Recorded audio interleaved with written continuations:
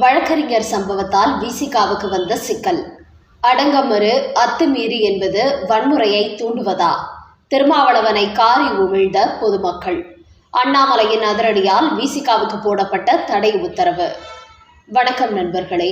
விடுதலை சிறுத்தை கட்சியின் திருமாவளவன் மீது ஏகப்பட்ட விமர்சனங்கள் எழுந்து வருகிறது. குறிப்பாக தமிழகத்தில் ஜாதி வெறியை தூண்டிவிடுவதும் நாடக காதலை தூண்டிவிட்டு பொதுமக்களின் ஒற்றுமையை சீர்குலைப்பதும் இவரது வேலையாகும். சுய அரசியல் லாபத்துக்காக தலித்துகளை இவர் பயன்படுத்தி கொண்டு வருகிறார். அந்த வகையில் 10 ரூபாய் பாலாஜிக்கு அண்ணன் தான் இந்த திருமாவளவன். இந்த நபர் தன்னுடைய தலித் இனத்துக்கு எதுவுமே செய்ததில்லை. வன்முறையை தூண்டிவிடும் வேலையை மட்டுமே தான் இவர் செய்து கொண்டிருக்கிறார். தான் தலைவராக நீடிக்க வேண்டும் என்கிற அதிகார போதையில் தனது இனத்தவர்களை அழித்துக் கொண்டிருக்கிறார். வேங்கை வயல் விஷயத்தில் அந்த மக்களுக்காக இவர் என்ன செய்தார்? திருநெல்வேலியில் தலித் மாணவர் தாக்கப்பட்ட போது இவர் என்ன குரல் கொடுத்தார்? இப்படிப்பட்ட திருமாவளவன் தலித் மக்கள் ஆதரிக்கவே கூடாது என்று அவருக்கு எதிராக சோசியல் மீடியாவில் கருத்துக்கள் வெளியாகி கொண்டு வருகிறது. குறிப்பாக வழக்கறிஞர் தாக்குதல் விவகாரத்துக்கு பிறகுதான் திருமாவளவன் இப்படி கடுமையாக விமர்சிக்கப்பட்டு வருகிறார். இந்த நேரத்தில் தன்னை சாதாரண பொதுமக்களும் ஒரு சாதி வெறியன், ரவுடி கட்சி தலைவன் என்பது போன்று சித்தரிக்க தொடங்கிவிட்டதால் கடும் அதிர்ச்சியடைந்திருக்கிறார் திருமாவளவன். இதன் காரணமாக தற்போது தான் ஏறும் மேடைகளில் தன்னை யோகிய சிகாமணி போன்று அவர் காட்டிக்கொள்ள தொடங்கியிருக்கிறார். இந்த நிலையில் நேற்று வழக்கறிஞர் தாக்குதல் சம்பவம் தொடர்பாக வீடியோக்கள் சோசியல் மீடியாவில் வைரலாகி வருவதை அடுத்து மீடியாக்கள் அவரிடத்தில் ஒரு கேள்வி எழுப்பினார்கள். அதாவது, அடங்குமறு அத்துமீறி என்றால் அடிதடி வன்முறை செய்வதுதானா என்கிற கேள்வி எழுப்பினார்கள். அதற்கு திருமாவளவன் பதில் அளிக்கையில், இதற்கு முன்பு நாங்கள் இந்த வார்த்தையை பயன்படுத்திய போது யாரும் எங்களை இதுபோன்று கேள்வி கேட்டதில்லை. ஆனால் இந்த வழக்கறிஞர் சம்பவத்துக்கு பிறகு அடங்குமறு அத்துமீறி என்கிற வாசகத்தை அனைவருமே தவறாக சித்தரித்து வருகிறார்கள். அதனால் இந்த இடத்தில் நான் அதற்கு விளக்கம் கொடுத்தே ஆக வேண்டும். அதாவது, அடங்குமறு அத்துமீறு, திமிரி எழு, திருப்பி அடி என்பது வன்முறைக்கான வார்த்தைகள் அல்ல, வன்முறையை எதிர்த்து இருக்கக்கூடிய தற்காப்புக்கான வார்த்தைகளாகும். அதாவது, உன்னை அடித்துக் கொண்டே இருந்தால் அதை நீ பொறுத்து கொண்டு இருக்க வேண்டிய அவசியம் கிடையாது என்பதை தான் இந்த வாசகங்கள் கூறுகின்றன. குறிப்பாக தலித் சமூகத்தை அடித்து கொண்டே இருக்கிறார்கள். இதனால் அந்த சமூகத்தால் எழுந்து நிற்கவே முடியவில்லை. அதனால் தான் உன்னை அடிப்பவர்களை திருப்பி அடி என்பதற்காக இந்த வாசகங்களை நாங்கள் முழக்கமிட்டு வருகிறோம். உதாரணத்திற்கு சொல்ல வேண்டும் என்றால், ஒரு கெழுத்தி மீனை பிடித்தால் அது திமிரி எழும். தனது உடம்பில் உள்ள முள்ளால் நம்மை காயப்படுத்தும். இது போன்றுதான் தேல், குளவி போன்ற உயிரினங்கள் கூட அதன் கூட்டை நாம் கரைத்தால் 100 கணக்கில் திரண்டு வந்து நம்மை தாக்கும். இதைதான் நான் அடங்கமறு, அத்துமீறு, திமிரி எழு, திருப்பி அடி என்று முழக்கங்களை பயன்படுத்துகிறோம். நம்மை தாக்கினால் மட்டுமே திருப்பி அடிக்க வேண்டும். ஆனால் யாரையும் தேவையில்லாமல் அடிப்பதற்கு பயன்படுத்தும் வார்த்தைகள் அல்ல. ஆனால் இந்த வழக்கறிஞர் சம்பவத்துக்கு பிறகு நாங்கள் மற்றவர்கள் மீது தாக்குதல் நடத்த வேண்டும், வன்முறையில் ஈடுபட வேண்டும் என்பதற்காகவே இதுபோன்ற வார்த்தைகளை பயன்படுத்துவதாக சோசியல் மீடியாவில் கருத்துக்கள் ஓடிக்கொண்டிருக்கிறது. ஆனால் எங்களை தற்காத்துக் கொள்ளவே இதுபோன்ற வாசகங்களை நாங்கள் பயன்படுத்துகிறோம். குறிப்பாக அந்த வழக்கறிஞர் மீதான தாக்குதல் சம்பவத்தில் கூட அவர் எங்களை கடுமையான வார்த்தைகளால் தாக்கினார். அவர் பார்வையால் எங்களை தாக்கினார். அதனால் தான் எனது கட்சியின் தொண்டர்கள் அவர் மீது பாய்ந்தார்கள். இல்லை என்றால் அந்த சம்பவம் நடந்திருக்காது. அதற்காக உங்களை முறைத்து பார்த்தால் உடனே அடித்து விடுவீர்களா என்று கேட்காதீர்கள். முறைத்து பார்ப்பதற்கும் அடிப்பது போல் பார்ப்பதற்கும் வித்தியாசம் இருக்கிறது. அதோடு அந்த இடத்தில் அவர் திட்டமிட்டு என்னை அப்படி பார்த்தார். நான் ஒரு தலித் கட்சியின் தலைவன் என்பதால் என்னை ஒரு அற்ப பிறவி போன்று அவர் பார்த்தார். அதனால் தான் எனது தொண்டர்கள் ஆவேசமாகிவிட்டார்கள். மற்றபடி யாரையும் நான் தேவையில்லாமல் தாக்க மாட்டேன் என்று கூறியுள்ள திருமாவளவன், பாஜகவின் முன்னாள் தலைவர் அண்ணாமலை குறித்து கூறும்போது விடுதலை சிறுத்தை கட்சியை தொடர்ந்து விமர்சித்து வருகிறார் அண்ணாமலை. குறிப்பாக இந்த சம்பவம் நடந்த சிறிது நேரத்திலேயே அந்த வீடியோவை அவர் தனது எக்ஸ் பக்கத்தில் வெளியிட்டார். அப்படி என்றால், நான் ஆர்ப்பாட்டம் நடத்திவிட்டு அங்கிருந்து புறப்படும் போது இந்த வழக்கறிஞரை வைத்து இந்த சம்பவத்தை பாஜகவினர் செய்திருக்கிறார்கள் என்கிற சந்தேகம் எனக்கு ஏற்பட்டது. அதனால் தான் அப்போது பாஜக, RSS மீது எதிர்ப்பு தெரிவித்தேன். அதையடுத்து விடுதலை சிறுத்தை கட்சியினர் அண்ணாமலைக்கு எதிராக வீடியோ வெளியிட்ட போது, இதைவிட பெரிய ரவுடிகளை எல்லாம் நான் பார்த்தவன், ரவுடிகளை எப்படி டீல் பண்ண வேண்டும் என்று எனக்கு தெரியும் என்று என்னை பார்த்து சொல்கிறார் அண்ணாமலை. அவரை பொறுத்தவரை தற்போது பாஜகவின் தலைவர் பொறுப்பில் இல்லை. அதனால் விடுதலை சிறுத்தை கட்சிக்கு எதிராக அரசியல் செய்து தன்னை உயர்த்தி காட்ட திட்டமிடுகிறார்.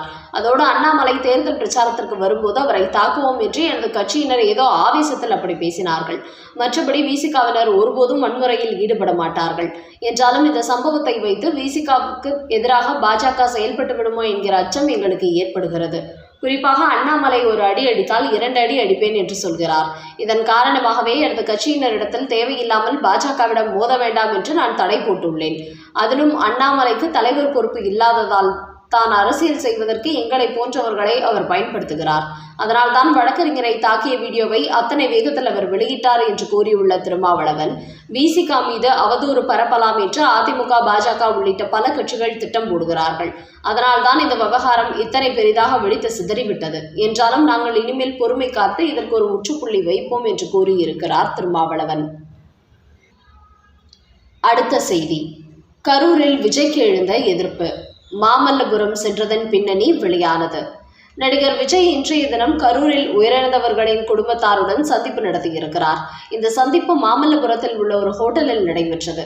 ஆனால் உயிரிழந்தவர்களின் குடும்பத்திற்கு நேரில் சென்று ஆறுதல் சொல்லாமல் அந்த குடும்பத்தாரை வேறு ஊருக்கு அழைத்து சென்று தனிமையில் விஜய் சந்தித்து ஆறுதல் கூறுவதன் பின்னணியில் ஒரு முக்கிய காரணம் இருப்பதாக கரூர் வட்டாரங்களில் தகவல் ஒன்று வெளியாகி இருக்கிறது.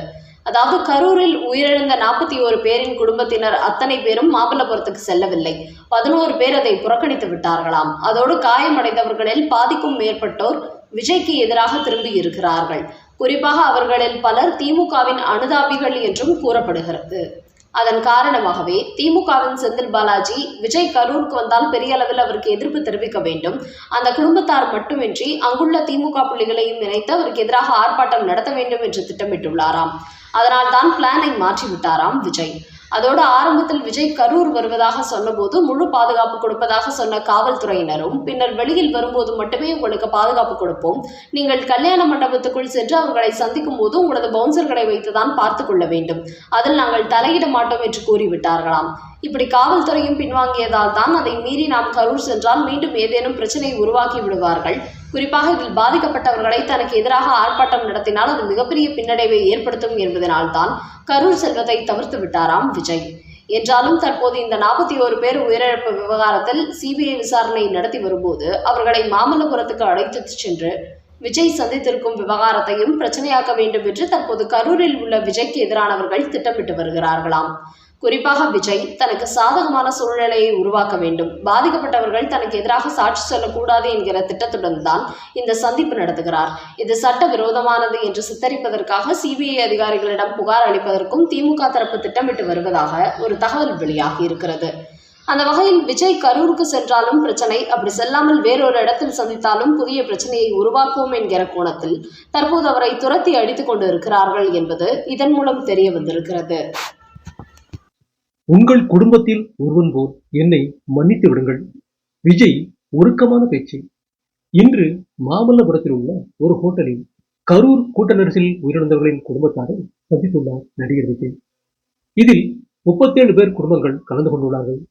அப்போது அந்த குடும்பங்களைச் சேர்ந்த 235 பேரிடம் தனித்தனி அறையில் அமர்ந்து பேசியுள்ளார் விஜய்.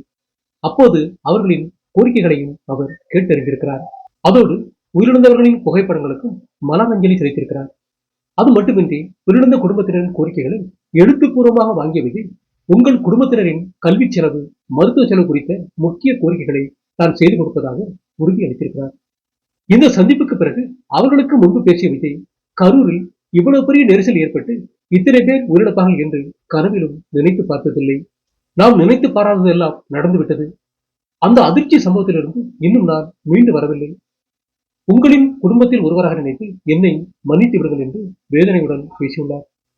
எப்போதும் இந்த 41 பேர் குடும்பத்தினருக்கு நானும் தமிழக வெற்றிக் கழகமும் உறுதுணையாக இருப்போம் என்றும் அவர்கள் முன்பு கண்ணீர் மல்கி உருக்கமாக பேசியிருக்கிறார் விஜய்.